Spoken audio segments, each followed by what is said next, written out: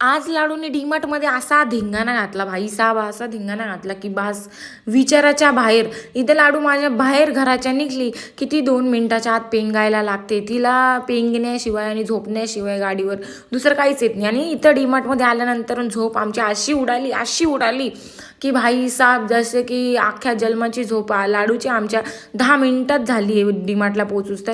आणि तुम्ही पण डीमार्टला छोट्या बाळाला घेऊन जात असणार तर नक्कीच थोडंसं जाड शाल किंवा टॉवेल किंवा ती छोटीशी ब्लँकेट असते बेबीजची ती घेऊन जा, कारण की ट्रॉली बेबीजला टोचते आणि ते इरिटेट होता म्हणून ते बसत नाही.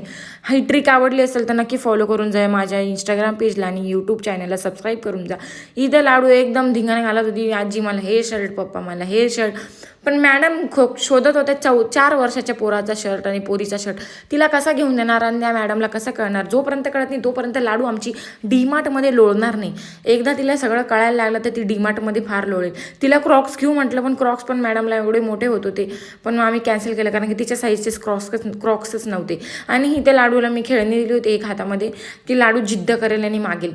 पण नाही यार, अभी तो मेरे लाडू को कुछ समजता नहीं, तब तक हमारा बहुत एन्जॉय. आणि असा बॉल मी तिला ऑलरेडी घेऊन दिलेला आहे, घरी तुम्हाला व्लॉगमध्ये दिसतच असेल. आणि इथं ती म्हणते मला सगळे डीमार्टमधले भांडे खाली उतरवून द्या, मला खेळायचे. आणि मी काहीतरी बघत असेल त्या लाडूला ते बघायचंच राहील. मी कढई बघत होती, ते पण लाडू म्हणे मम्मी कढई घे, याच्यामध्ये मी तुला स्वयंपाक बनवून देणार आहे. हिने बनवलं असतं तर मला बनवायची गरज असती का? नाही अजिबात. आणि इथं बिस्किट घेतले, इथं लाडूला पाणी पाजवायला घेऊ म्हटलं तर मॅडम पाणी पण पित नव्हत्या. आणि हे सगळं सामान मी बाहेर काढून घेतलं आणि बिल करायला घेतलं. बिल करून झाल्यानंतर लाडू आमची एकदम खतरनाकवाली चिडचिड करत होती, म्हणून आई तिला बाहेर घेऊन गेली. आणि बुलेटवर बसल्यावर आमच्या अंगात एकदम अफलातूनवाली एनर्जी आली आणि आम्ही खेळत होतो. आणि एवढा धिंगाणा घातला आज डीमार्टमध्ये भाईसाहेब, हिने खतरनाक एकदम, हिची पूर्ण झोपच उडून गेली. पण व्लॉग इथंच संपत नाही आहे. पुढं जाऊन लाडू गाडीवर बसली आजीसोबत आणि गाडीवर झोपून गेली. घरी जाऊन अर्धा तास झोपली आणि पूर्ण रात्र जिंदगी झंड 4 वाजेपर्यंत लाडू झोपली नाही. असा होता आजचा दिवस. नक्की फॉलो करून जा. Like, share and subscribe my YouTube channel, Instagram पेजला फॉलो करा. See you soon.